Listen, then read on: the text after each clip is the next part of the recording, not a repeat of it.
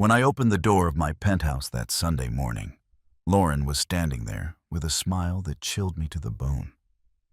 Behind her, Robert was holding two enormous suitcases. "Mother-in-law," she said with that sweet voice I knew all too well, "we're moving in here. Since you have so much space and we are going through a difficult time, it's only fair, don't you think? After all, we're family."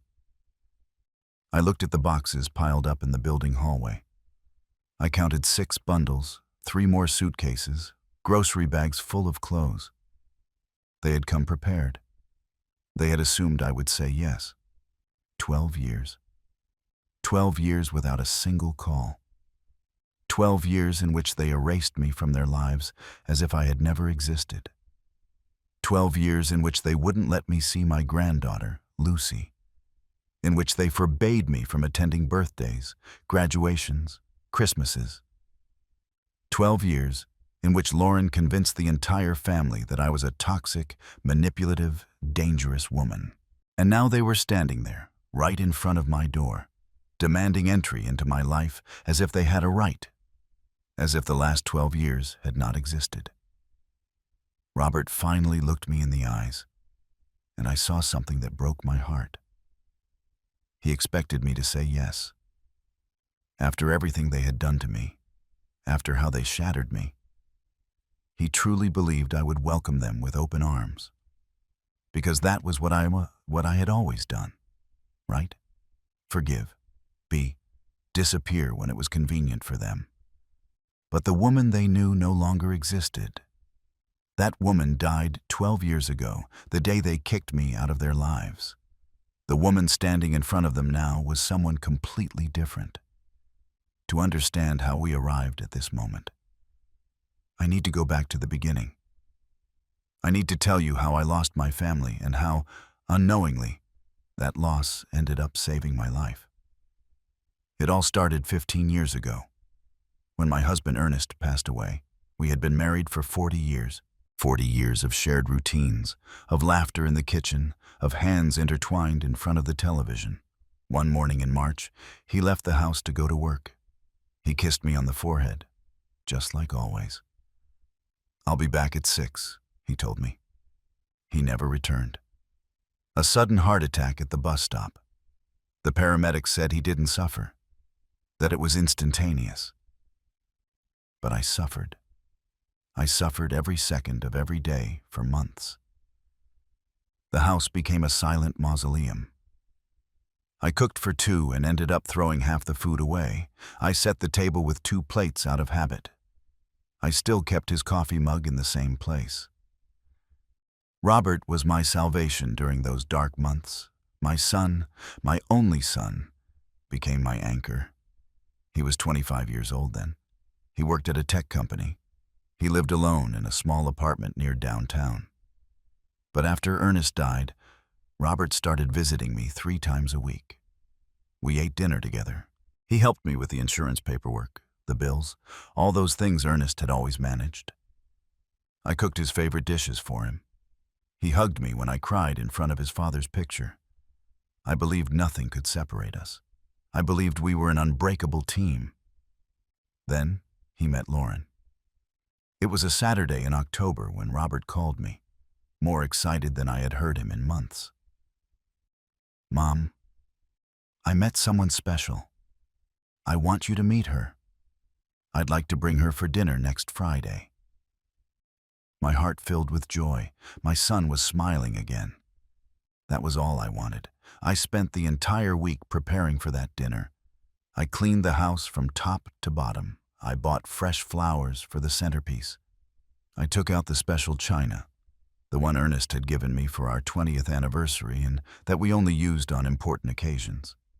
I cooked for hours. I prepared that roast chicken with herbs that Robert loved, a fresh salad, scalloped potatoes, and a homemade chocolate cake for dessert. I wanted everything to be perfect. I wanted this woman who had managed to make my son smile to know she was welcome in our family. When the doorbell rang that night, I made sure my cream-colored dress was well ironed, that my hair was in place, that my smile was warm and genuine. I opened the door And there she was. Lauren was beautiful. She had long, dark hair, perfect skin, a slender figure encased in a champagne-colored dress that fit her as if it had been custom-made. She smiled with perfectly white teeth. "You must be Delia," she said, extending her hand. "I've heard so much about you." Her handshake was firm, her voice melodious. But there was something in her eyes, something that didn't match the smile. They were eyes that measured, that calculated, that evaluated every detail of the house, my clothes, my face. I felt it in that instant, although I didn't know how to name it. It was like when the air changes before a storm, a wordless certainty. The dinner outwardly went perfectly. Lauren praised the food, the house, the decor.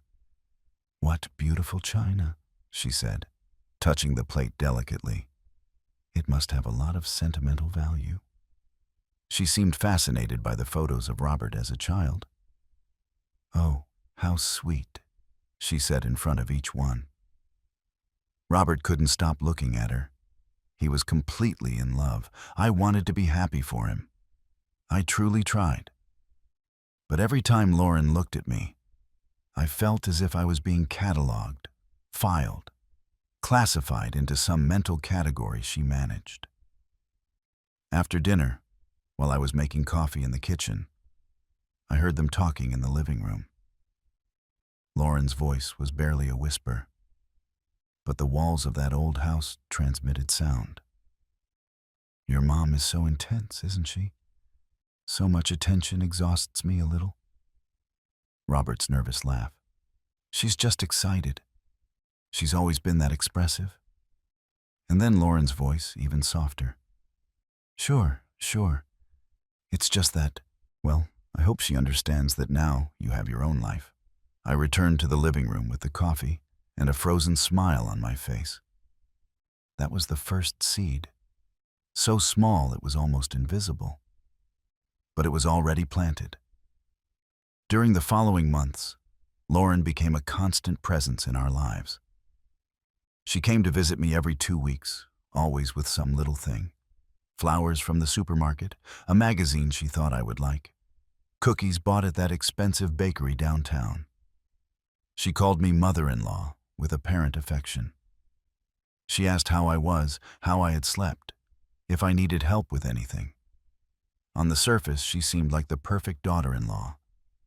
But every visit brought with it a comment, small, wrapped in concern, impossible to confront without seeming paranoid. "Delia, do you still cook with so much butter? I'm teaching Robert to eat healthier. The doctor says high cholesterol is hereditary." Or when she looked at the photos in the living room. How nice this house was when it was more up to date. "Have you thought about remodeling? These furnishings are so old." Every sentence was a tiny pinprick. One didn't hurt. But she never threw just one. And I, like a fool, started changing myself to please her. I stopped using butter. I bought new cushions for the sofa. I questioned every word before saying it in front of her. Robert started canceling our dinners. There was always a reason, an urgent project at work, dinner with Lauren's friends, extreme exhaustion. And when he did come, he was no longer my Robert. He looked at me differently, as if I were a problem that needed careful handling. As if everything I said had a hidden meaning he needed to decipher. One day I asked him if everything was okay between us. "Sure, Mom," he said without looking me in the eye. "I've just been really busy. Lauren says I need to learn to set healthy boundaries." Boundaries. That word became the mantra of our relationship. Healthy boundaries, personal space, emotional independence. All phrases I was sure came from Lauren's mouth, but that Robert repeated as if they were newly discovered universal truths. 6 months after meeting her, Robert announced the engagement. "We're getting married in the spring," he said with a huge smile. "Lauren wants an intimate but elegant wedding. I hope you can help us with some things." My heart filled with hope. Maybe this was what we needed. Maybe once they were married, Lauren would relax. Maybe I would find my place in this new family configuration. I offered to help with everything. Lauren accepted effusively, but every suggestion of mine was dismissed with a smile. The flowers I proposed were too common. The venue I recommended was too old-fashioned. The menu idea was too heavy for a spring wedding. I ended up being a spectator of my own participation. I paid $3,000 for Lauren's wedding dress because she sighed in front of Robert, saying her parents couldn't help her financially. I paid another $2,000 for the floral decorations. Every time I handed over a check, Lauren hugged me and said, "You are so generous, mother-in-law. I don't know what we would do without you." But she never asked for my opinion on anything important. On the day of the wedding, I bought a lavender dress especially for the occasion. I spent $400 on that dress. I wanted to look good. I wanted Robert to be proud of his mother. When I arrived at the venue, Lauren saw me and her smile froze for a second. "Oh, Delia, that color is terribly aging on you.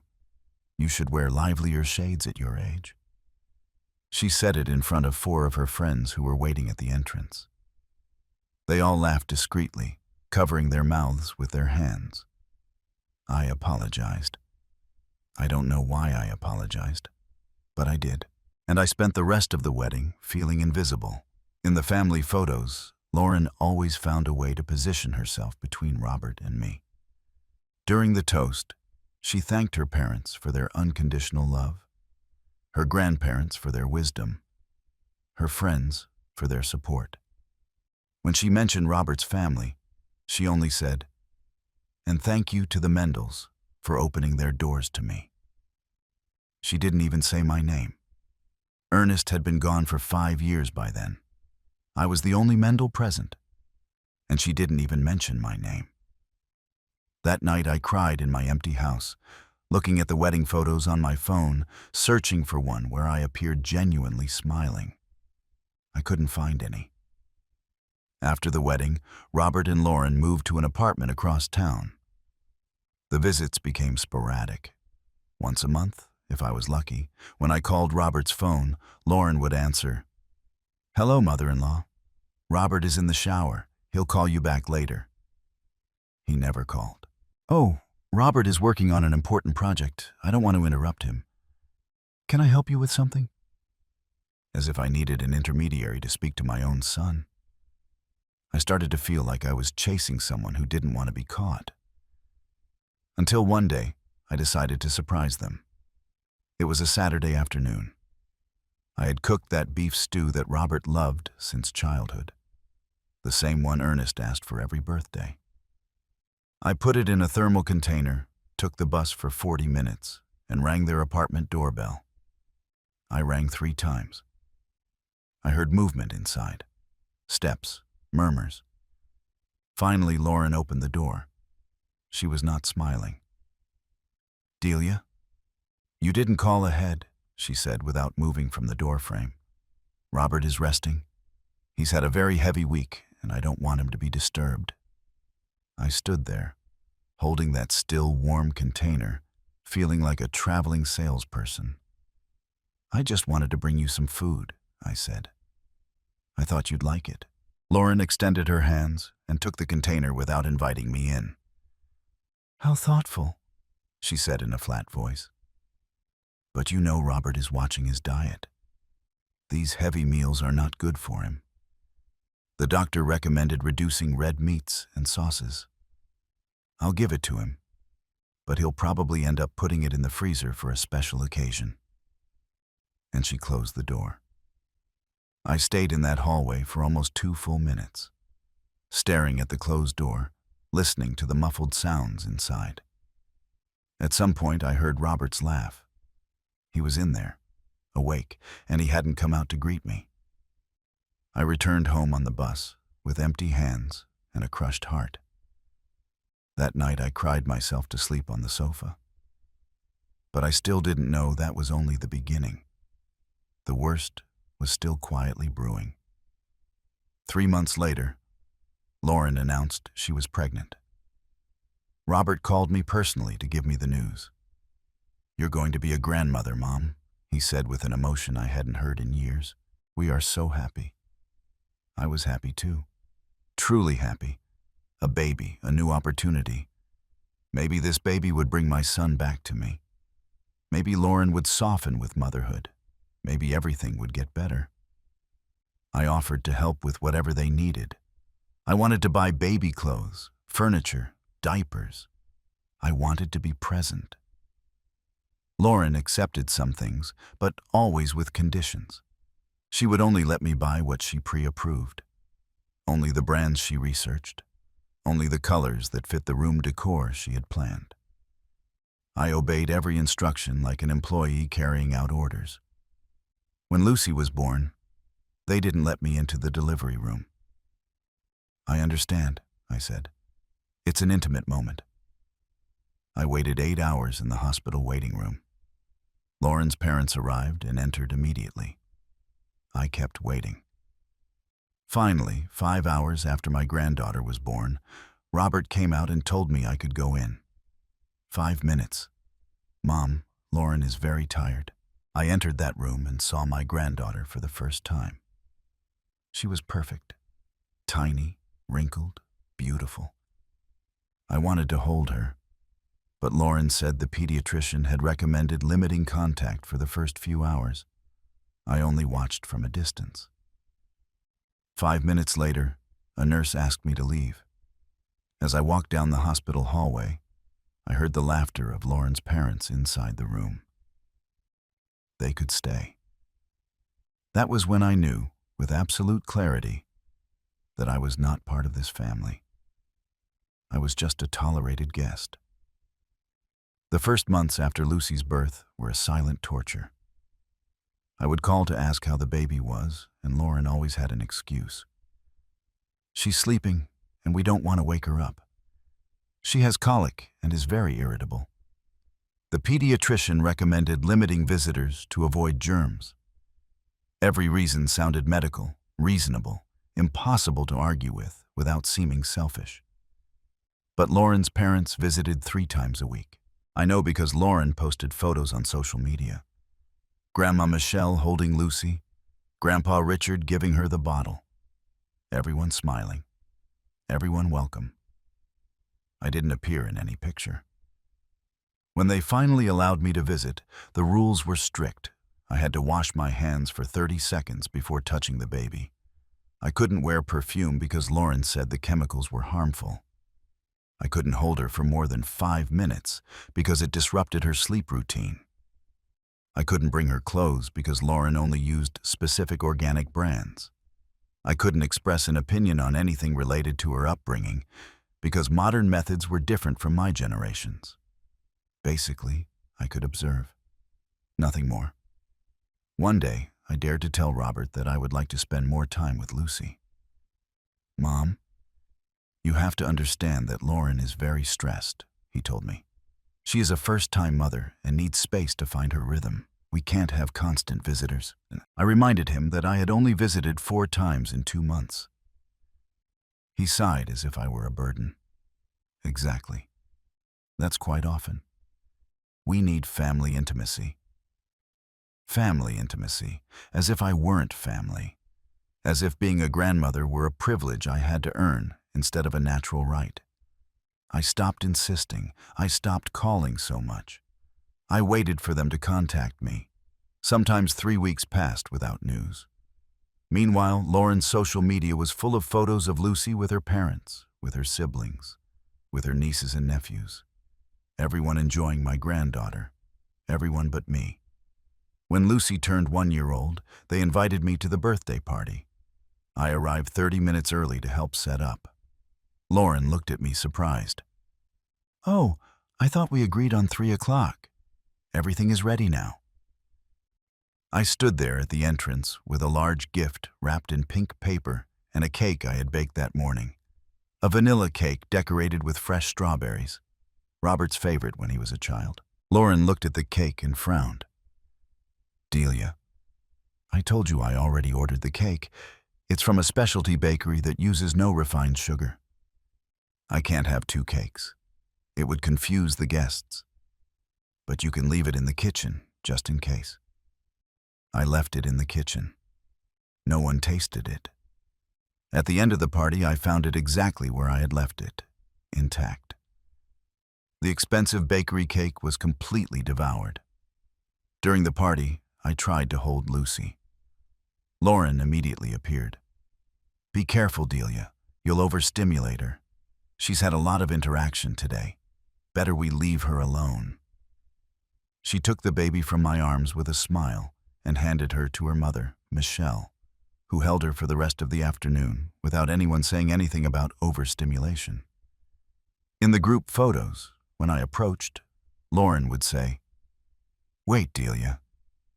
You better take the picture so all of us are in it." I ended up being the official photographer of a party where I was supposed to be the grandmother. I drove back home with that intact cake in the passenger seat. I threw it away that night. I couldn't even look at it without feeling a tightness in my chest. But I told myself I should be patient, that things would get better, that eventually Lauren would trust me. How naive I was. Things did not get better. They systematically got worse. Lauren started inventing small things at first. She told Robert I had criticized how she dressed the baby. I never did. She told him I had suggested that breastfeeding was unnecessary and that she should use formula instead. I never said that. She told him I had arrived unannounced twice when they weren't home, and that the neighbors saw me trying to get into the apartment. An absolute lie. Every accusation was vague enough not to be completely refuted, but specific enough to make Robert look at me with distrust. I started constantly defending myself. "I never said that, Robert. You have to believe me." He would whisper, "Mom, Lauren has no reason to lie. Maybe you said something and didn't realize how it sounded. Oh, sometimes we remember things differently. It's no one's fault." But always, always he believed her. Never me. The extended family began to distance themselves too. Cousins who used to call me often stopped answering my messages. In family gatherings, people treated me with a cold cordiality. Until one day my cousin Lisa took me aside and said, "Delia, I know you're going through something difficult, but you shouldn't pressure Robert and Lauren so much. They need their space. Lauren told me you've been very demanding." Demanding. Me, who barely saw them once a month. Me, who walked on eggshells every time I interacted with them. Me, who had given up having opinions, expressing needs, existing fully. I was the demanding one. I asked Lisa what specifically Lauren had said. She became uncomfortable. "Well, things about you calling too much, showing up unannounced, making passive-aggressive comments about how they raise Lucy." None of that was true. But Lauren had woven a web so perfect that even my own family believed her instead of me. The breaking point came at Lucy's 2nd birthday. This time I made sure to ask exactly what I could bring. Lauren told me not to bring anything, that they already had everything organized. But I insisted. "Please, let me contribute something." Finally, she agreed that I could bring drinks.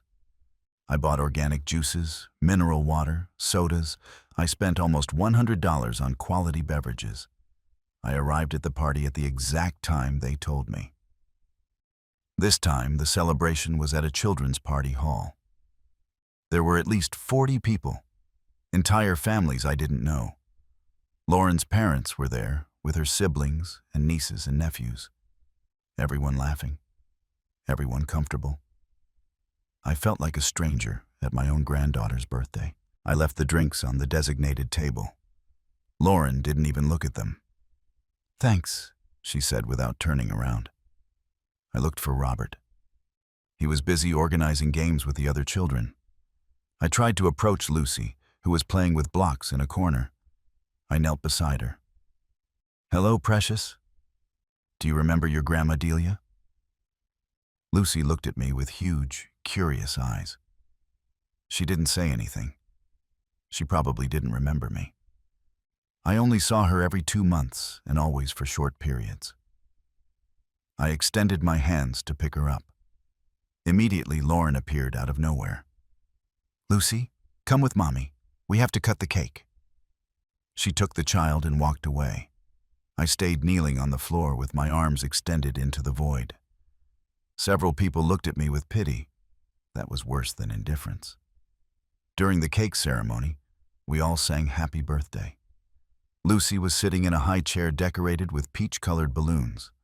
Lauren and Robert were on each side. Lauren's parents were right behind.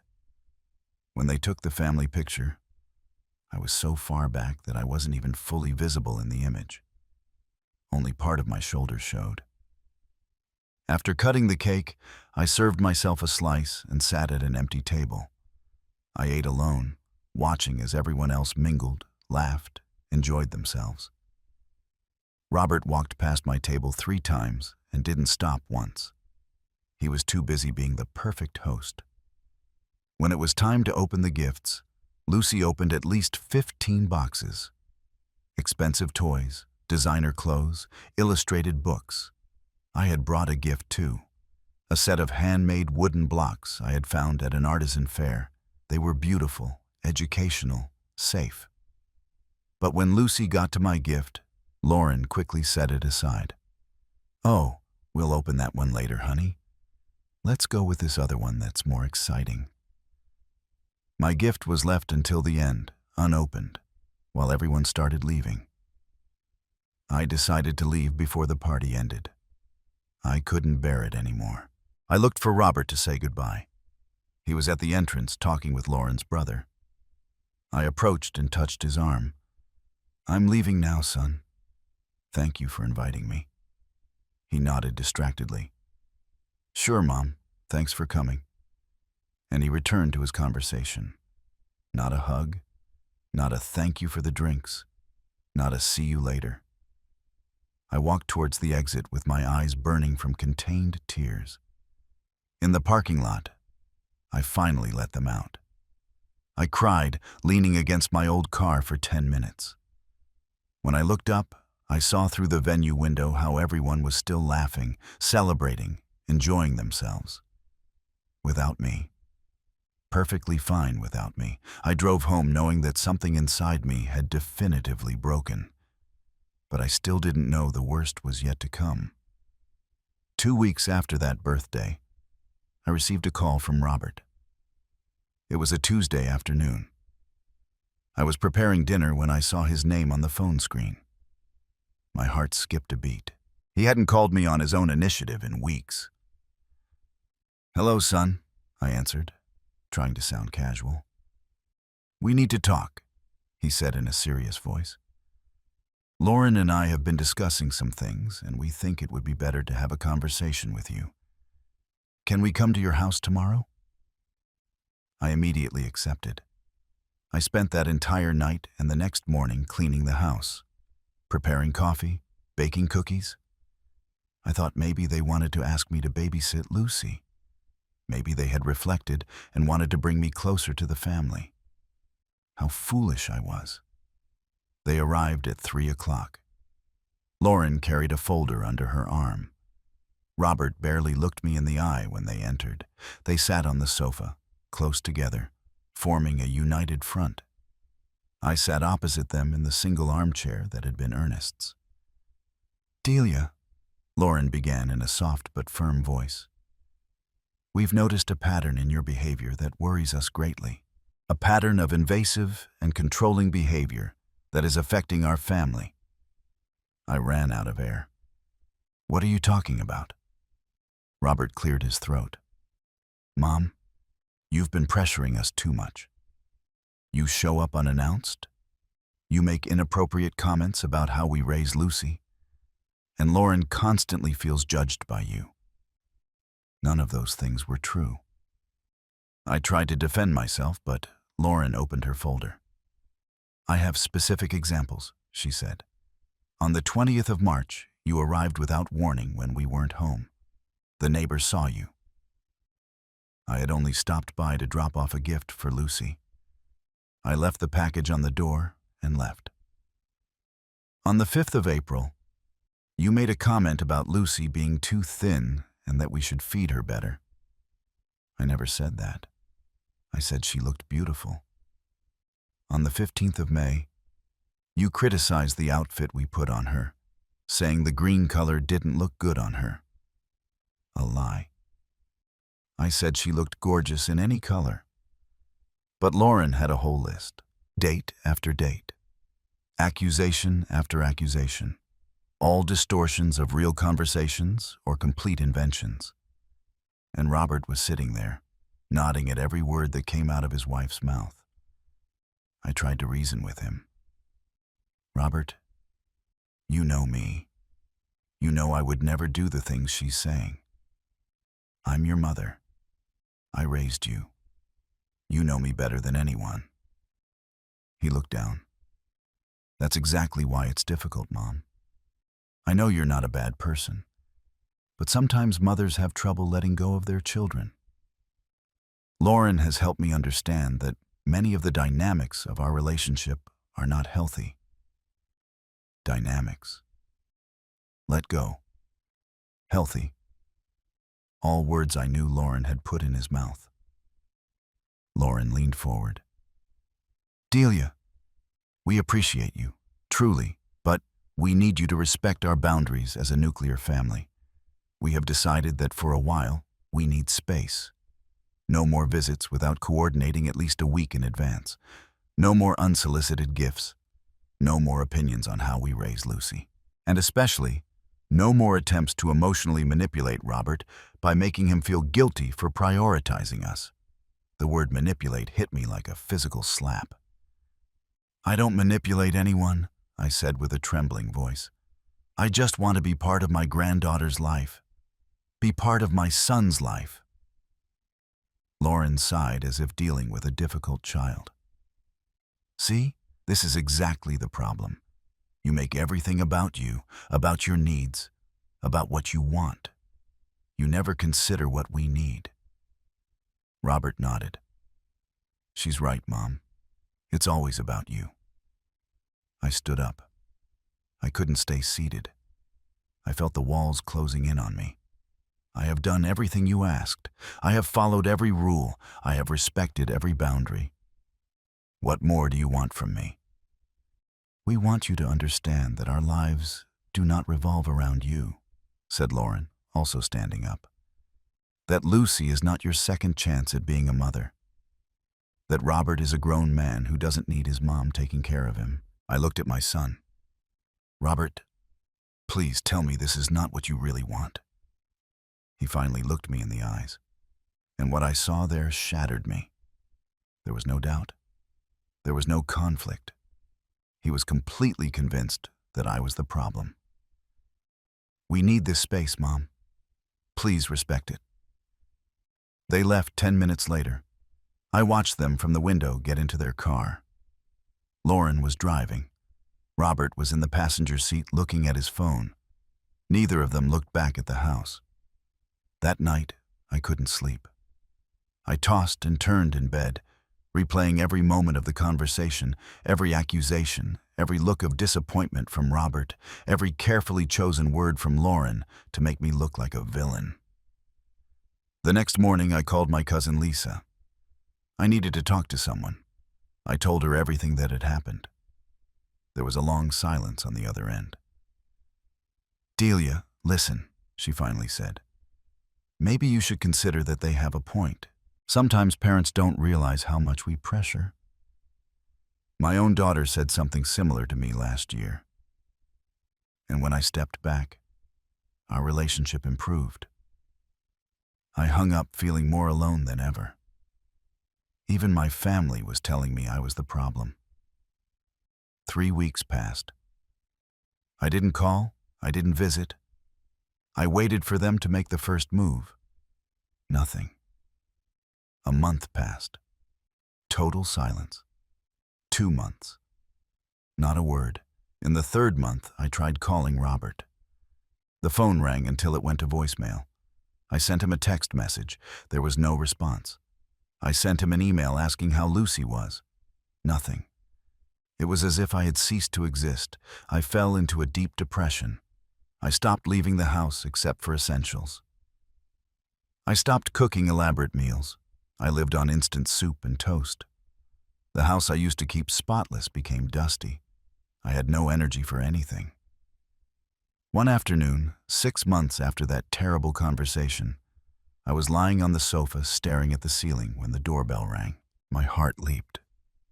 Maybe it was Robert. Maybe he had reconsidered. I ran to open the door. It was Lisa. She wore a worried expression. "Delia, I need to talk to you." I let her in. She sat on the edge of the sofa as if afraid to catch my misery. "I just spoke with Michelle, Lauren's mom," she began. "She told me something you need to know. Apparently you've been harassing Lauren, calling her at all hours, sending her threatening messages, showing up at her work. Delia, that is very serious." My brain couldn't process what I was hearing. I haven't spoken to Lauren in 6 months. I don't have her work number. I don't even know where she works. Lisa looked at me with pity. "Look, I know you're going through a difficult time, but you need professional help. This level of denial is not healthy." She didn't believe me. No one would believe me. Lauren had built a narrative so solid that anything I said sounded like excuses from a desperate woman. I asked Lisa to leave. She left, but not before giving me the name of a therapist. "In case you decide to seek help," she said. That night, I sat at the dining room table with a notebook. I wrote down everything. Every interaction with Lauren, every lie she had told, every time they had kept me away from Lucy, every humiliation. I filled 12 pages with tight handwriting. And at the end, I realized something. It didn't matter what I wrote. It didn't matter how much evidence I had. Lauren had won. She had taken my son. She had taken my granddaughter. She had taken my extended family. And she had left me completely alone. The next day, I received a certified letter. It was from a lawyer. Robert and Lauren were formally requesting that I cease all contact. The letter used words like harassment, erratic behavior, and welfare of the minor. They threatened me with a restraining order if I tried to approach them or Lucy. I read that letter 5 times. Each time the words hurt more. My own son was legally threatening me. I signed the acknowledgement of receipt with trembling hands. And something inside me died that day. The mother I had been, the grandmother I dreamed of being, the woman who still had hope. They all died. What was left was an empty shell sitting in a silent house, finally understanding that I had lost everything. The following 6 months were the darkest of my life. Darker even than when Ernest died, because when I was widowed, I had Robert's support. I had a purpose to keep going for my son. Now, I had nothing. I woke up every morning with no reason to get up. The house was in permanent silence. The phone never rang, the doorbell never rang. It was like living in a tomb. I stopped eating properly. I lost almost 40 pounds in those months. My clothes were enormous on me. I had deep, dark circles under my eyes. My hair was falling out in clumps. I looked in the mirror and didn't recognize the woman looking back. It was a ghost inhabiting a body. I thought about dark things during that time. Very dark. There were nights when I sat in the kitchen with a bottle of sleeping pills in front of me, wondering if anyone would notice my absence. Probably not. Maybe weeks would pass before anyone realized. But something in me, something small and stubborn, refused to completely surrender. It was Ernest's voice in my head. "Delia," he would tell me in my memories, "you are stronger than this. Don't let them destroy you. One afternoon in October, 11 months after receiving the lawyer's letter, I was sitting on the sofa watching television without really seeing it. A cooking show was on. The chef was preparing elaborate cakes decorated with sugar flowers and intricate details. And for the first time in months, I felt something, a small spark of interest. I remembered how much I liked to bake, how Ernest always said my desserts were the best in the world, how Robert as a child sat in the kitchen watching me work, stealing pieces of dough when I wasn't looking. The kitchen had been my refuge, my way of expressing love, and I had completely abandoned it. The next day, I went to the supermarket. I bought flour, sugar, eggs, butter. I bought new molds and utensils that needed replacing. I spent almost $200. I came home and baked a simple vanilla cake. Nothing elaborate. But as I mixed the ingredients, as the aroma filled the kitchen, something inside me began to awaken. The cake turned out perfect, moist, fluffy, with the exact right amount of sweetness. I tasted it, and for the first time in almost a year, I smiled. I baked every day for the next 2 weeks. Cakes, cookies, pies, brownies. The kitchen became my therapy. I had no one to give everything I made to, so I gave it away. To the neighbors, the mail carrier, the lady at the corner store. People started asking me for specific things. Delia, could you make those chocolate chip cookies again? Delia, my daughter's birthday is coming up. Would you make a cake? I'll pay you. Obviously, I started charging. Small amounts at first. $20 for a cake, $30 for 2 dozen cookies. It wasn't for the money. It was because I needed to feel that what I did had value, that I had value. The demand grew. One client recommended me to another, that one to 3 more.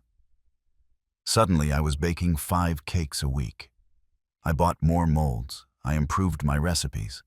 I started experimenting with flavors. Lemon meringue cake, coffee walnut brownies, lavender shortbread cookies. Each creation was an act of reconstruction. Each satisfied customer was a small victory against the void. 6 months after hitting rock bottom, one of my clients, the owner of a small coffee shop, made me a proposal. Delia, your desserts are extraordinary. Would you consider supplying me regularly? I need 10 cakes a week. I would pay you $500 a month. I accepted without thinking. $500 wasn't much, but it was a start. It was a purpose. It was a reason to get up every morning. I turned the dining room into a mini bakery. I bought a used industrial oven. I invested in better quality ingredients. I got up at 5 in the morning to bake. I worked until 9 at night, perfecting recipes. I didn't have a social life. I didn't have a family. But I had this. And this was saving me. A year later, I had 3 coffee shops as clients. Then 5, then 8. I was earning $3,000 a month. It wasn't a fortune, but it was more than I had ever earned in my life. I moved to a small commercial space, a shared kitchen that I rented by the hour. I hired my first helper, a young woman named Hannah who was studying culinary arts. She taught me modern techniques. I taught her the secrets of traditional recipes. We created a perfect symbiosis. 2 years after hitting rock bottom, I had a clientele of 20 establishments. Coffee shops, small restaurants, gourmet stores.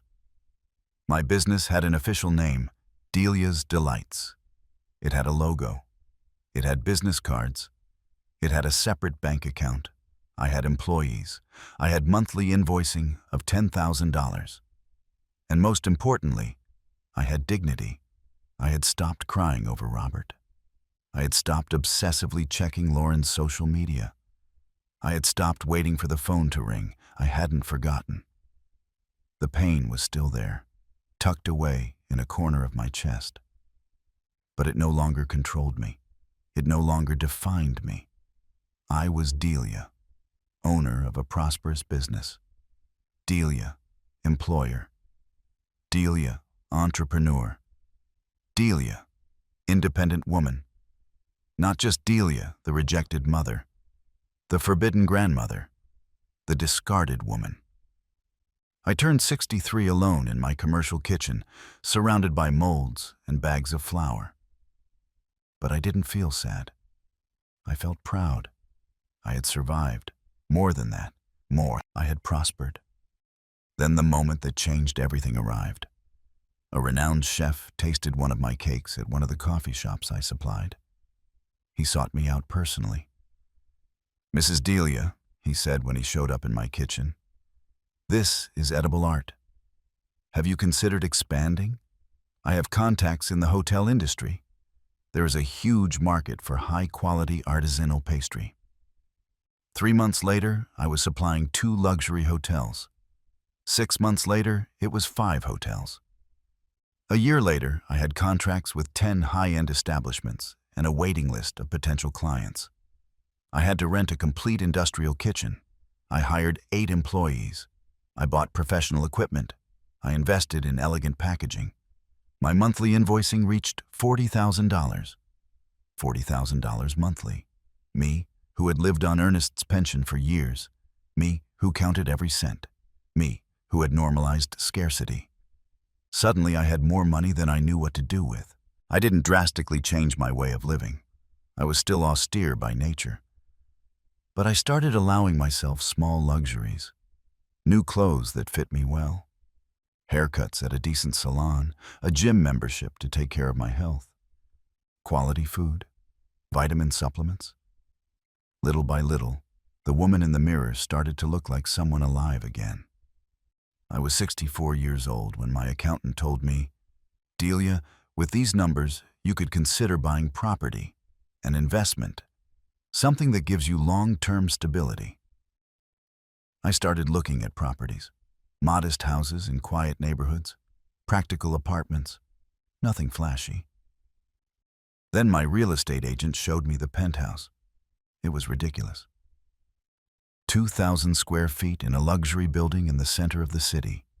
Huge windows with panoramic views. Designer kitchen with stainless steel appliances. 2 bedrooms with private baths. Private terrace.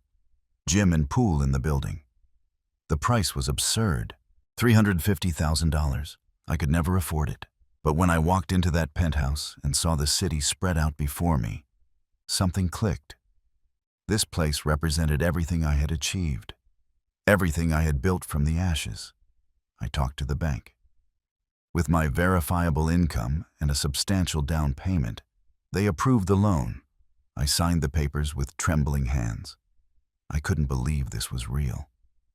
That I, Delia, the woman who had been discarded like garbage by her own family, now owned a luxury penthouse. I moved in on a sunny Saturday in the spring. I didn't have many things. Most of the furniture from the old house I donated. I wanted a completely fresh start. I bought modern, comfortable furniture.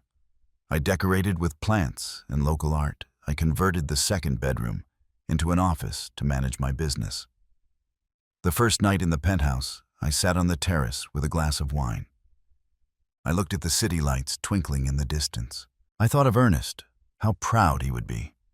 I thought of Robert, how he probably didn't even know his mother had completely rebuilt her life. I thought of Lucy, how she would be 14 now, and I didn't know her at all. I let the tears flow freely, not out of sadness, out of liberation. I had let go. I had finally let go of the fantasy that one day they would return, that one day they would apologize, that one day they would love me the way I loved them. I no longer needed that. I had something better. I had myself. That night I slept soundly for the first time in years. I woke up Sunday feeling refreshed. I made coffee in my new kitchen. I went out to the terrace to soak up the sun. I checked my phone and saw messages from clients, from employees, from suppliers, people who needed me, people who valued my work, people who respected me. I didn't need Robert and Lauren to be complete. I was complete alone, or so I thought. Because at 10 o'clock in the morning, the doorbell rang, and when I opened that door, my past was standing there, carrying suitcases, demanding entry into my new life. And everything I had built, all the peace I had found, was about to crumble again. We stood there for what seemed like an eternity. They in the hallway with their suitcases and expectations. I at my threshold, holding the doorknob as if it were the only thing keeping me upright. Lauren was the first to break the silence. "Aren't you going to invite us in? We drove 2 hours to get here. At least you could offer us some water." Her voice had that tone I remembered so well. Sweet on the surface, but with steel underneath. The tone she used when she wanted me to feel guilty for existing. I looked at Robert. I really looked at him. He had aged. He had gray at his temples, wrinkles around his eyes. He looked tired, defeated. Nothing like the successful, confident man he used to be. "How did you know where I live?" I asked. My voice sounded firmer than I expected. Lauren smiled. "Social media is wonderful, isn't it? One of your employees posted a picture tagging your business. We did a little digging and found the public record of your purchase. Congratulations on your success, mother-in-law. It must have been, well, lucrative." The way she said lucrative made me feel dirty, as if my success was something shameful, something suspicious. Robert finally spoke. "Mom, can we come in? We need to talk to you. It's important." There were so many possible answers. I could close the door in their faces. I could tell them to go to hell. I could call building security. But a part of me, that foolish part that was still a mother, that still remembered the boy Robert had been, gave in. I stepped aside. They entered, dragging their suitcases. Lauren looked around with evaluating eyes. The penthouse was impeccable. Tasteful furniture, art on the walls, healthy plants next to the windows, the spectacular view of the city. "Wow," Lauren said, dropping her purse on my pearl gray sofa. "You really have done well. This must have cost a fortune." I didn't answer. I didn't owe her explanations about my finances. Robert sat down without being invited. He looked uncomfortable, ashamed perhaps, but not enough to leave. "Mom," he began, "I know many years have passed. I know the last time we spoke things didn't end well." 12 years, I interrupted. 12 years have passed, Robert? 12 years since you threatened me with a restraining order. 12 years since you called me a harasser. 12 years in which I haven't heard anything about my granddaughter. He looked down. "About that," Lauren said, sitting next to him. "We've reflected a lot. Maybe we were too harsh on you. Maybe we misinterpreted some of your actions. We were under a lot of stress back then. Being first-time parents is hard. Maybe we misinterpreted. We were under stress, not one real apology, not one acknowledgement of what they had done to me. Just soft excuses wrapped in careful words." "Why are you here?" I asked directly. Lauren and Robert looked at each other. Some kind of silent communication passed between them. Finally, Robert sighed. "I've had some financial problems," he said. "My business went bankrupt 8 months ago. We lost our apartment. We've been living with Lauren's parents, but they are also going through difficulties. Lauren's mother got sick and the medical expenses have been overwhelming. We need a place to stay while we get reorganized." There it was. The naked truth. They hadn't come because they missed me. They hadn't come because they wanted to reconcile. They had come because they needed me. Or, more specifically, they needed my money and my space. I see, I said.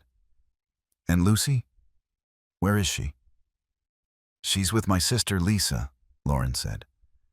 We thought it was better to have this conversation first. You know, between adults. Of course, between adults. After 12 years of silence. After false accusations. After destroying my family reputation. Now they wanted to talk like adults. I sat down on the armchair opposite them. I folded my hands in my lap. I looked at them with the calmness I had learned in those 12 years of solitude and reconstruction.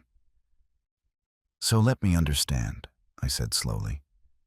You completely cut me out of your lives. You accused me of terrible things. You threatened me legally. You turned me into a family outcast. And now that you have financial problems, you show up here expecting me to rescue you? Robert had the decency to look ashamed. Mom, I know it sounds bad.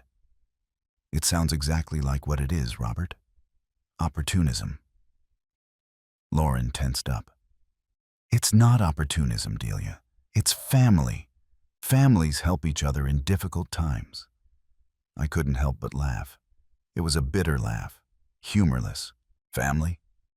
Now I'm family? Where was that family when I sank into depression? Where was it when I lost 40 pounds because I couldn't eat from the pain? Where was it when I considered dark options because I felt completely alone in the world?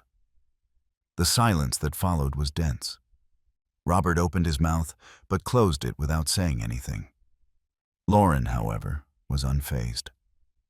We all have our struggles, she said coldly. We've been through tough times too. The difference is that I went through that alone, I said. You had each other. You had Lucy.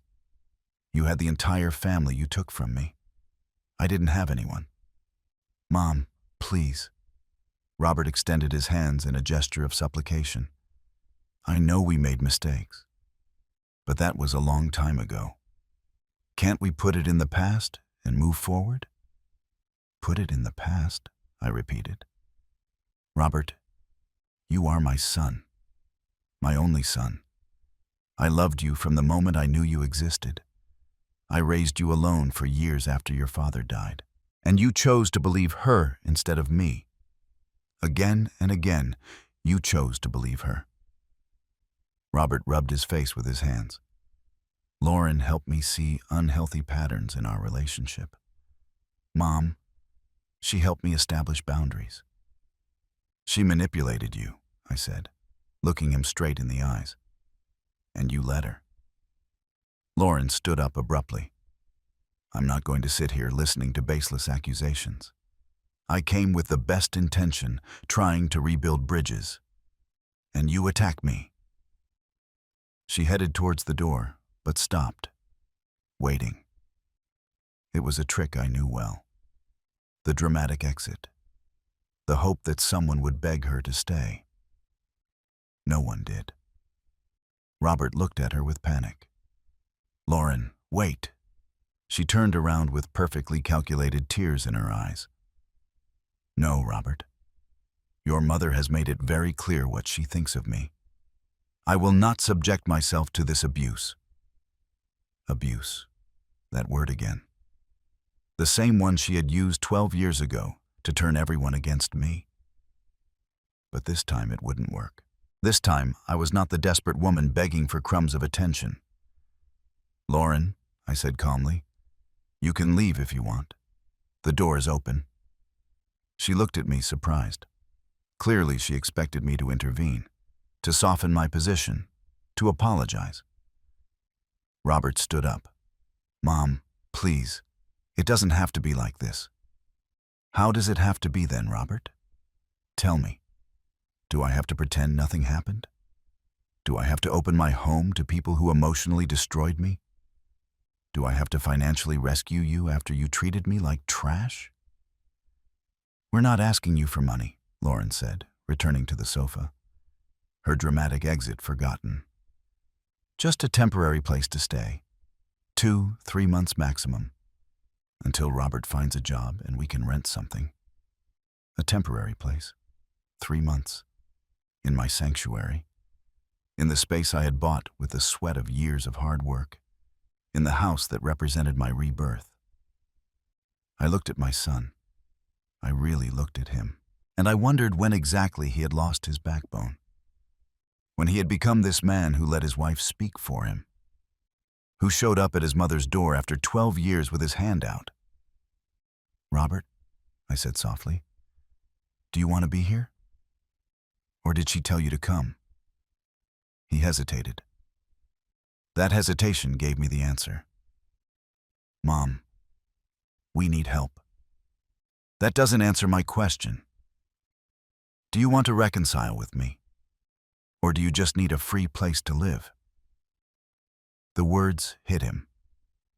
I saw the impact in his eyes. For a moment I thought he would finally tell the truth. That he would admit this was Lauren's idea. That he was only following orders as he had for 14 years. But Lauren intervened before he could speak. "This is ridiculous. We are your family, Delia. Whatever problems you have with the past, you cannot turn your back on us now." I looked at her. I really looked at her. And for the first time in all these years, I didn't feel fear. I didn't feel the need to please her. I only felt crystal clear clarity. "You turned your back on me first," I said. "And I learned to live without you. I learned to thrive without you. And now, you come here assuming you can pick up where you left off, as if nothing happened." Lauren became rigid. Her mask of vulnerability cracked for a second, and I saw what had always been underneath. Pure rage. "You are incredibly selfish," she said cuttingly. "Look at this place. You have all this space, all this money, and you don't want to share anything with your own family. What kind of mother are you?" "One who learned to take care of herself," I replied without being flustered. "One who no longer lets herself be manipulated." "Manipulated?" she repeated with disdain. "It's always about that with you, isn't it? You're always the victim. You can never accept responsibility for anything." I stood up slowly. My full height. My full space. I didn't shrink as I used to. "Lauren, for years I wondered what I had done wrong. What flaw I had that made my own son reject me. I spent whole nights going over every conversation, every interaction, looking for my mistakes. And I found them. I found many. But none of them justified what you did to me." "Mom," Robert began. "I haven't finished yet," I said without taking my eyes off Lauren. "My biggest mistake was allowing you to control the narrative. It was believing that if I made myself smaller, more invisible, more compliant, you would eventually accept me. But it was never about what I did or didn't do, was it, Lauren? It was about power, about controlling Robert completely. And I was an obstacle," she laughed. "How dramatic you've become. Is that what you tell yourself to sleep at night? That I'm the villain in your little story?"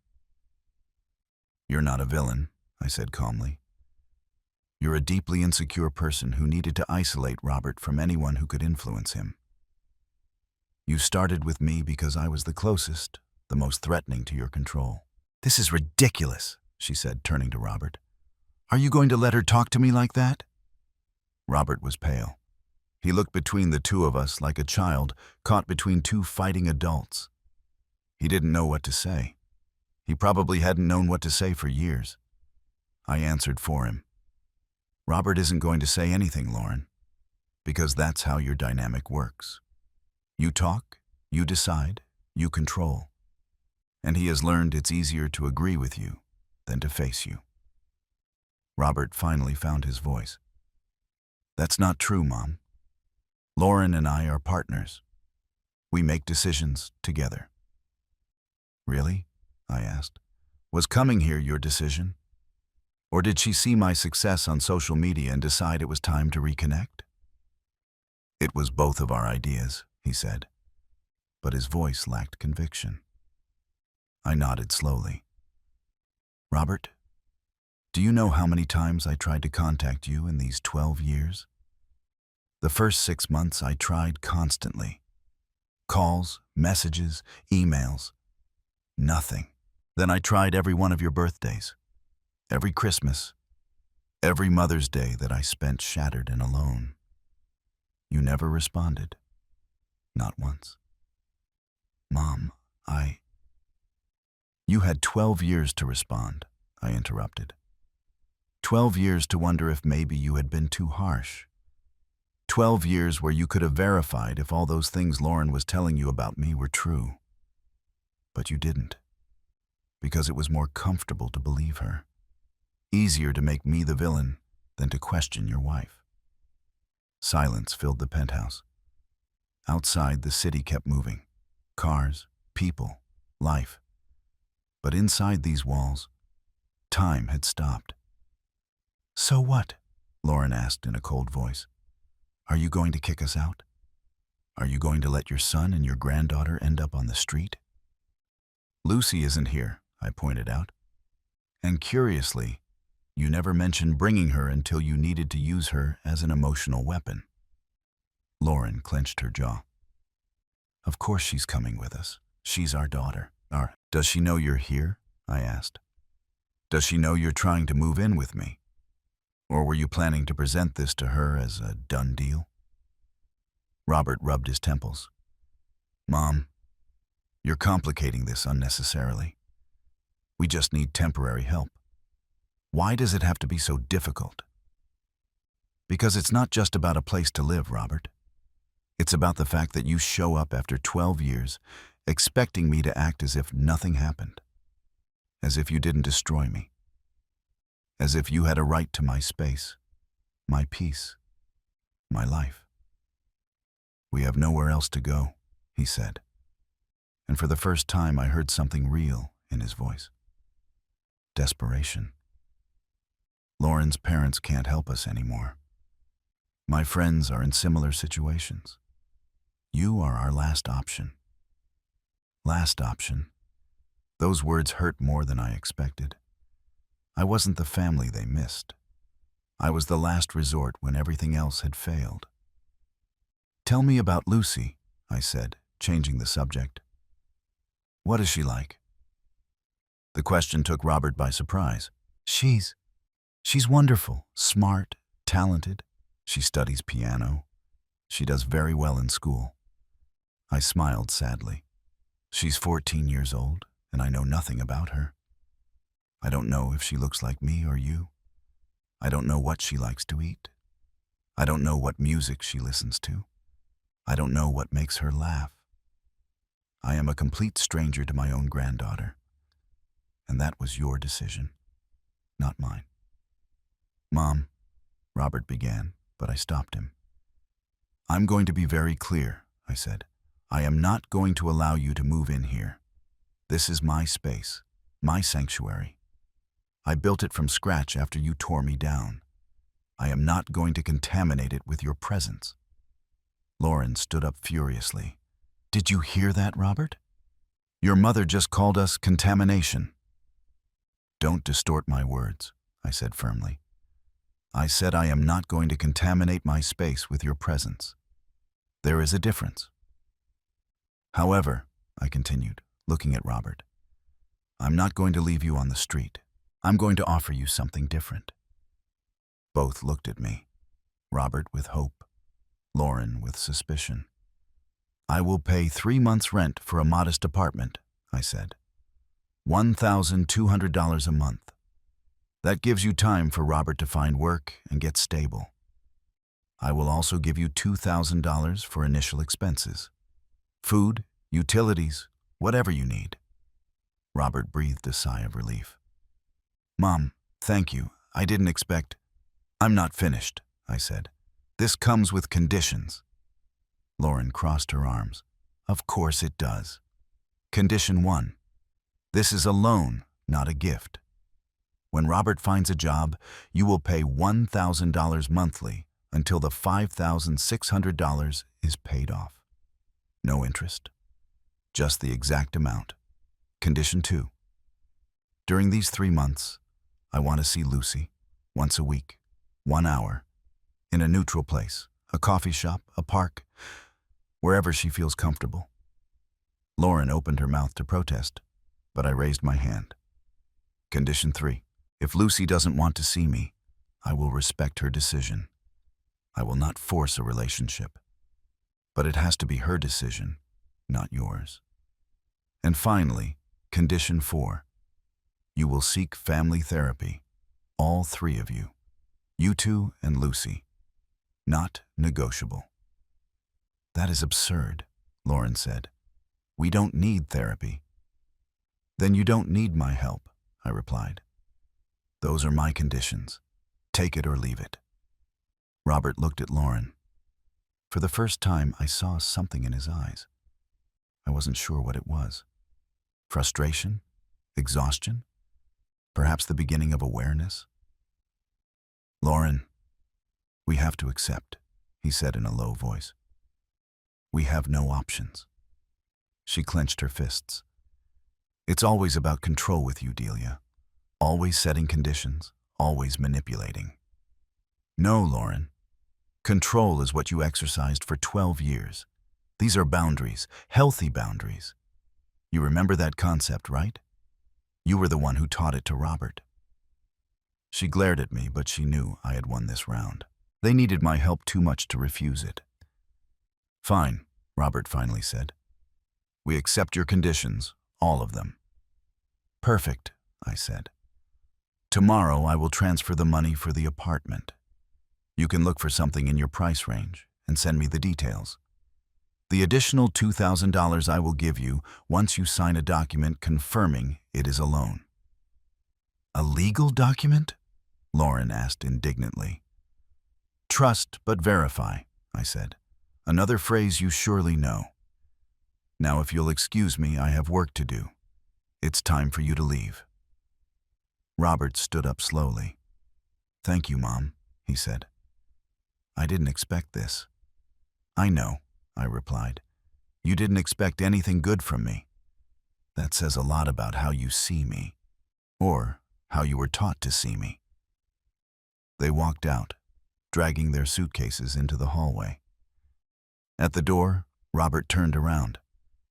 Is there any possibility this could work? He asked. That we can be family again? I looked at my son, the man he had become, so different from the boy I had raised. I don't know, Robert, I said honestly. But if it's going to work, it's going to be on very different terms than before. I'm no longer the woman I was.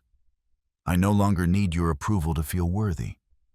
And I'm no longer going to let you treat me as a last resort option. He nodded slowly. I think I understand. I hope so, I said. Because this is the only chance you're going to get. I closed the door behind them and leaned against it. My whole body was trembling. I had been strong, I had set boundaries, I had maintained my dignity. But it hurt. God, how it hurt. That night I couldn't sleep. I stayed on the terrace, watching the city lights until the sky began to lighten. I had done the right thing. I knew it in my mind, but my heart was still bleeding. I had dreamed of Robert's return for years. In those fantasies, he arrived repentant, acknowledging all the damage he had caused me. We would hug. We would cry together. We would rebuild what had been broken. The reality had been completely different. He had come out of necessity, not love. And I had had to protect myself instead of embracing him. The next day, I kept my promise. I transferred the money for the apartment. Robert sent me the address of a modest place 40 minutes from my penthouse. 2 bedrooms, 1 bathroom, a small kitchen. Rent of $1,200 monthly. I gave them the $2,000 additional dollars after they signed the notarized loan document. Lauren signed with contained fury. Robert signed with shame in his eyes. 3 days later, I received a message from Robert. Lucy wants to meet you this Saturday at 3 o'clock at the coffee shop on Maple Street. My heart stopped. After 12 years, I would finally see my granddaughter. The girl I had held for only minutes when she was a baby. The girl whose growth I had only seen in stolen photos from social media. Before Lauren blocked their accounts, I replied with trembling hands, "I'll be there." On Saturday, I arrived 30 minutes early. I chose a table near the window, but not too visible. I ordered a coffee that I couldn't drink. My hands were shaking too much. At 3 o'clock sharp, the door opened, and there she was. Lucy was beautiful, tall for her 14 years, with Lauren's dark hair, but Robert's eyes, Ernest's eyes. She looked nervous, uncomfortable. Robert was behind her. Lauren, notably, was not. I stood up slowly. "Hello, Lucy," I said in a soft voice. "I'm your Grandma Delia." She looked at me with curiosity mixed with caution. "Hi," she replied. Her voice was soft, polite. The voice of someone who didn't know what to expect. Robert stayed near the door. "Just 1 hour, Mom," he said. "As we agreed?" I nodded. He left the coffee shop, but I saw him through the window sitting on a bench outside, watching, protecting his daughter from me, from his own mother. Lucy sat down opposite me. She kept her purse on her lap like a shield. "Do you want to order something?" I asked. "A hot chocolate, anything." She ordered a caramel frappe and a cookie. I didn't touch my coffee. I didn't know where to start. I had rehearsed this moment 1,000 times in my head. But now that I was here, all the words had evaporated. "Dad says we didn't see you because you and Mom didn't get along," Lucy said suddenly. "He says it was complicated." I looked at that child, at my granddaughter, and I had to make a decision. I could tell her the truth. I could tell her all of Lauren's lies, all the manipulations, all the pain. I could make her hate her mother. Or I could protect her. I could give her space to form her own opinions over time. "It's true that your mom and I had different visions about many things," I said carefully. "And sometimes adults handle disagreements in ways that hurt everyone, including the children caught in the middle." She nodded slowly. "Mom says you were very controlling, that you wanted to decide how I was raised." You could feel the trap. Lauren had prepared Lucy with her version of events. Anything I said in my defense would sound like excuses. "What do you think?" I asked. "Do I look controlling right now?" Lucy looked at me surprised by the question. "I don't know," she said. "I barely know you." "Exactly," I said softly. "And that's the biggest tragedy in all of this. You should know me. I should have been in your life since you were born. I should know your favorite color, what subject you like in school, what you dream of being when you grow up. But I don't know any of that. And you don't know anything about me, except what others have told you." She bit her lip. "It's mint green," she said quietly. "What?" "My favorite color. It's mint green. And I like literature. I want to be a writer someday." I smiled. I felt tears pricking my eyes, but I held them back. "Your Grandpa Ernest loved to read. He had an entire library of books at home. He always said that stories were the way we understand the world." "My grandpa?" she asked. "Dad never talks much about him." I spent the next hour telling her about Ernest, about how I fell in love with him in a library when we both reached for the same book, about how he wrote me terrible poems that made me laugh, about how he was the best father Robert could have had.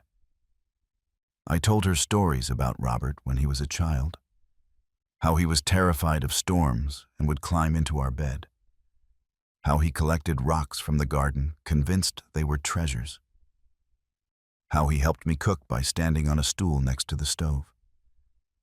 Lucy listened, fascinated. These were stories no one had told her, parts of her family history that had been denied to her. "I never saw pictures of when Dad was a kid," she said. "Mom says they got lost in a move." "I have complete albums," I said, "if you ever want to see them. They are stored in boxes at my house." Her eyes lit up. "Really? Could I ever see them?" "Anytime you want," I said. "They are yours too. It's your history, your family." The hour went by too fast. When Robert tapped on the window, pointing to his watch, I felt as if we had barely started. Lucy stood up slowly. "This was good," she said. "Different from what I expected." "What did you expect?" I asked. She shrugged. "I don't know. Someone else? Bitter, I guess. Someone angry." "I am angry," I said honestly. "But not at you, never at you. None of this was your fault." She nodded. "Can I come again, next week?" My heart expanded. "Yes," I said. "I would love that." Lucy left the coffee shop. I watched her rejoin Robert outside. They talked briefly. He looked at me through the window. I couldn't read his expression. That night I received a message from an unknown number. It was Lauren. "I know what you are doing. You are trying to turn Lucy against me. It won't work. She is my daughter." I replied simply, "I am not turning anyone against anyone. I am just getting to know my granddaughter. Something I should have been able to do 14 years ago." She responded immediately. "You were always a professional victim, always blaming others. Robert finally sees you for who you really are." I didn't reply. There was nothing to say. Lauren was scared, and scared people attack. The following weeks established a pattern. I saw Lucy every Saturday, 1 hour, always at the same coffee shop. Little by little, she began to open up. She told me about school, about her friends, about how she liked a boy in her math class, but was too shy to talk to him. She also told me about the tension at home, about how her parents constantly fought about money, about how her mother was always in a bad mood, about how her father looked tired all the time. One Saturday, Lucy arrived with her eyes red from crying. "What happened?" I asked immediately. "Mom and I had a big fight," she said. "She told me I was spending too much time with you, that you were filling my head with lies about her." My stomach sank. "And what did you tell her?" "That you never speak ill of her, that you only tell me stories about Grandpa and about Dad when he was a kid, that it makes me feel connected to my family in a way I never felt before." She got angrier. She said I was being manipulated and didn't realize it. I took Lucy's hands across the table. "Listen to me closely," I said. "You love your mom. That's normal and right. She is your mother and she raised you. Nothing I say or do should change that. I am not here to replace her or compete with her. I just want to know you, that's all." "But she says you are bad," Lucy whispered. "That you ruined her life. That you always tried to control her and control Dad." "People sometimes remember things differently," I said carefully. "Your mom believes her version. I believe mine. The truth is probably somewhere in between. What matters is how I treat you, here and now. Have I ever made you feel bad? Have I pressured you? Have I asked you to choose between your mom and me?" Lucy shook her head. "Never." "Then judge me by my actions, not by what others say about me." She squeezed my hands. "I want to keep seeing you, even if Mom doesn't want me to." That scared me. "I don't want to cause problems in your home." "Lucy, you are not causing anything," she said firmly. "This is their problem, not mine, and not yours." In that moment, I saw something in my granddaughter that filled me with pride and pain simultaneously. She had a backbone that her father had lost years ago. She had clarity that took me decades to develop. At her age of 14, Lucy was stronger than both of them. That night, Lauren called me.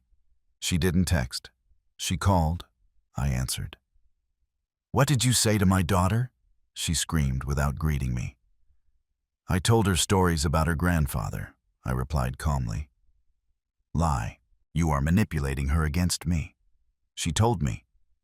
She said she wants to keep seeing you no matter what I say. That is what she decided, Lauren. I never asked her to do that. "You always do," she hissed. "You always play the victim, the saint, the one who never does anything wrong. But I see you. I know exactly who you are." "Who am I, Lauren?" I asked. "Tell me, who do you think I am?" "You are a bitter woman who can't let go of her son, who can't accept that he chose a life with me, who is using her money now to buy my daughter's affection." I laughed. It wasn't a cruel laugh. It was genuine. "Lauren, I have money because I worked 12 years building a business from scratch. After you cut me out of your lives, after you left me alone and shattered, I am not using my money to buy anything. I offered you help with reasonable conditions. You accepted it." "You should be grateful," she screamed. "You should feel blessed that we are letting you back into our lives after everything you did." And there it was. The naked truth. Lauren truly believed her own narrative. She genuinely thought they were doing me a favor by allowing me to help them, that I should be grateful for the crumbs. "I am not going to continue this conversation," I said. "If you want to talk like an adult, we can do it. But I will not tolerate shouting or accusations." "This is not over," she threatened. "I will not let you take my daughter away from me." "No one is taking anyone away from you," I said. "But if you keep forcing Lucy to choose, eventually she will. And maybe she won't choose what you expect." I hung up. My hands were shaking. My peace was being constantly attacked. But this time I wasn't alone. This time I had something to defend. I had boundaries, I had dignity, and I had Lucy beginning to know her truth. 2 weeks later, everything exploded. It was a Tuesday afternoon.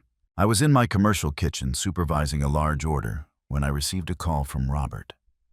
"Mom, I need you to come to the apartment, now. It's important." His voice sounded strange, tense but also different. "What happened?" I asked. "Is Lucy okay?" "She's fine. Just come, please." I drove the 40 minutes with my heart racing. When I arrived at the apartment, Robert was waiting for me at the door. He looked haggard. He had lost weight. He had deep, dark circles under his eyes. "Come in," he said. "Lauren is not here." That surprised me. "Where is she?" "She went to her sister's house 3 days ago." I entered the apartment. It was messy. Unfolded clothes on the sofa, dirty dishes in the sink, empty pizza boxes piled next to the trash. Robert sat on the sofa and covered his face with his hands. I sat across from him in silence, waiting. Finally, he spoke. "I found something," he said, "on her phone. Lauren left her old phone when she bought a new one last month. I kept it, thinking of selling it. But a few days ago, Lucy needed to look for some old photos, and we turned it on." My stomach tightened. "What did you find, Robert?" "Messages," he said, looking up. His eyes were red. Years of messages with her sister, Lisa. With her mother. Talking about you. About how they planned to keep you away. About how they invented things you supposedly said or did. There was a long silence. I didn't know what to say. A part of me wanted to scream, "I told you so." Another part just felt a deep weariness. "There was a message," Robert continued in a broken voice, "from 13 years ago, Right after Lucy was born, Lauren wrote to her mother, I almost have her completely out. Another year and Robert won't even miss her. I just need to find the perfect moment for the final cutoff. I closed my eyes. There it was. The confirmation of what I had always known, but had never been able to prove. Lucy's birthday, Robert said. When she was 2. When Lauren accused you of trying to poison her with the cake. There were messages from days before planning it. She said she needed something dramatic, something that would make me cut you off completely, without doubt. I took a deep breath. How do you feel? I asked him. Devastated, he said. I've been living a lie for 14 years. I let her destroy you. I let her accuse you of terrible things, and all the time you were innocent. Not completely innocent, I said. I made mistakes. But you didn't deserve what they did to me, he interrupted. And Lucy grew up without knowing you because of her mother's lies. Does she know? I asked. About the messages? Robert nodded. She was there when we found them. She read them all. She cried for hours. Now she's furious with Lauren. She doesn't even want to talk to her. That's why Lauren left. She couldn't handle Lucy confronting her. I felt a mixture of emotions. Relief for the truth. Pain for Lucy having to process this.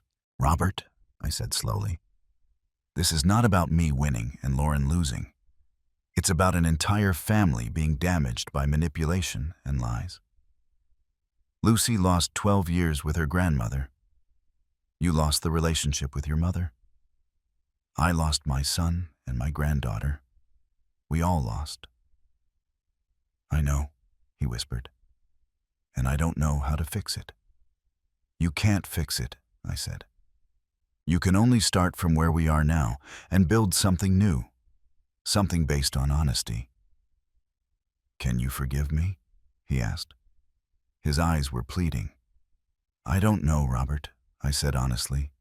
I need time. I need to see action, not just words. I need to know you are finally willing to think for yourself. I understand, he said. I'll do whatever it takes. Therapy, whatever you ask. Just don't abandon me again. You abandoned me, I gently reminded him. You're right. I did. And I'm going to have to live with that for the rest of my life. At that moment, the door to one of the bedrooms opened. Lucy came out. Her eyes were swollen from crying, but there was determination on her face. Grandma, she said, can I stay with you for a while? Robert tensed up. Lucy, you can't just... Yes, I can, she interrupted. I'm 14, I have a voice, and I don't want to be near Mom right now. I need space to process all of this, and I want to get to know my grandma. Really know her, without supervision, without Mom controlling every conversation. I looked at my granddaughter, this strong, clear young woman who had somehow emerged from all this chaos. Does your dad agree?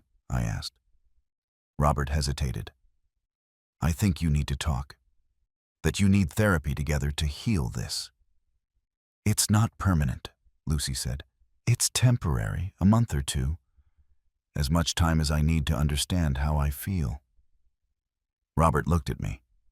What do you say, Mom? I thought about it carefully. Lucy can stay with me, I finally said. But with conditions. She goes to therapy. You go to therapy. Eventually, you all go to family therapy, including Lauren if she is willing.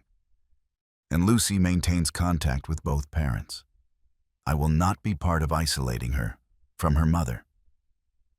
Lucy nodded vigorously. I agree. Robert took a deep breath. Okay. But promise me, Lucy, that you are going to give your mom a chance, eventually. I can't promise that now, Lucy said. But I promise to try to keep an open mind. That night, Lucy moved into the penthouse. We turned my office into her temporary bedroom. We bought new sheets, pillows, decorations that she chose. Mint green, of course. The first few days were strange. Two women learning to live together, learning routines and boundaries, but also discovering connections. Lucy loved to cook. We spent afternoons in the kitchen preparing elaborate dinners. She told me about her stories, the ones she wrote in secret. I told her about Ernest, about Robert when he was a child, about my business. One night, 2 weeks after she moved in, we were sitting on the terrace looking at the stars. "Grandma," Lucy asked, "how did you not become bitter? After everything you went through, how are you still kind?" I looked at my granddaughter. "I wasn't always kind," I said. "There were years when I was full of rage, of pain. But eventually I realized that those feelings only hurt me. They didn't change what had happened. They just made me miserable." "So you just let it go?" "It wasn't simple," I said. "It was a process. Therapy, time, and the conscious decision to build a life worth living. A life where I wasn't defined by what others had done to me, but by what I chose to be." "I want to be like that," Lucy said. "Strong like you." "You are already strong," I said. "Stronger than I was at your age. You have something that takes many of us decades to develop. Clarity about who you are and what you deserve." As we talked, my phone vibrated. It was a message from Lauren. "We need to talk. About Lucy. About everything." I showed the message to Lucy. "What do you think?" "I have to face her eventually," she said. "But not yet." I replied to the message. "Lucy needs more time. When she is ready, I will let you know. Meanwhile, I suggest you seek therapy." Lauren didn't reply. 3 weeks passed. Then I received a different message. "I found a therapist. I've gone twice. It's harder than I thought." I replied, "Growth always is. Keep trying." Little by little, the pieces began to fall into place. Robert found work. It wasn't glamorous, but it was honest. He started paying the loan religiously, $1,000 every month. He visited Lucy twice a week. At first, the visits were tense, but gradually, father and daughter began to rebuild something real. Lauren eventually asked to see Lucy. After 2 months, Lucy agreed. They met at the same coffee shop where Lucy and I had met. I waited outside. When they came out, both had red eyes. "It was difficult," Lucy said, "but necessary. Mom is finally acknowledging things. It's going to take time, but we are trying." 6 months later, we had our first family therapy session. All 4 of us. Robert, Lauren, Lucy, and me. It was brutal, painful. Lauren had to face years of manipulation. Robert had to acknowledge his complicity. I had to let go of part of my victimization. Lucy had to process the betrayal. But it was also healing, because we were finally speaking truthfully, without masks. Just 4 broken people trying to find a way to move forward. I don't know if we will ever be a normal family. Probably not. There is too much history, but we are building something new, something based on truth. Lucy decided to stay with me permanently. Lauren, after a lot of therapeutic work, accepted the decision. She sees Lucy regularly. Their relationship is slowly healing. Robert and I are learning to know each other as adults, as 2 people who choose to connect not because they have to, but because they want to. My business continues to prosper. Now I have 20 employees, 2 of my own locations, contracts with 15 hotels. But the real success is not the money. It is waking up every morning with Lucy, preparing breakfast in the kitchen. It is listening to her laughter. It is watching her grow into this extraordinary young woman. It is knowing that finally, after years of darkness, there is light. Last night, Lucy and I were cooking together. I was teaching her how to make the chocolate cake that Ernest loved. The same one I had brought to her birthday 12 years ago, the one no one tasted.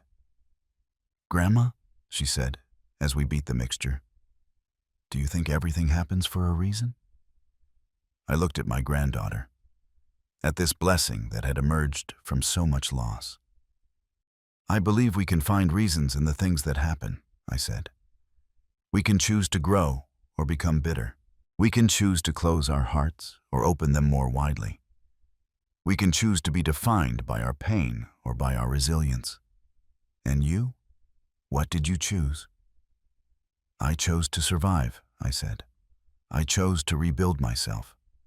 I chose to believe that I deserved a beautiful life, even if others didn't see my worth. And in the end, that choice brought me back to you." Lucy hugged me. That hug was worth every tear, every lonely night. It was worth the 12 lost years because they brought me to this moment. I learned that forgiveness does not mean forgetting, that family is not just blood, but choice, that self-love is not selfishness, it is survival, and that sometimes the most beautiful things grow in the ground where we bury our deepest pain. Today, I am 65 years old. I have a prosperous business, a beautiful penthouse, a granddaughter who fills me with pride, a son who is learning to be a man again, and most importantly, I have peace. I have dignity. I have the certainty that no matter what comes, I am going to be fine, because I finally found myself. And that woman is enough.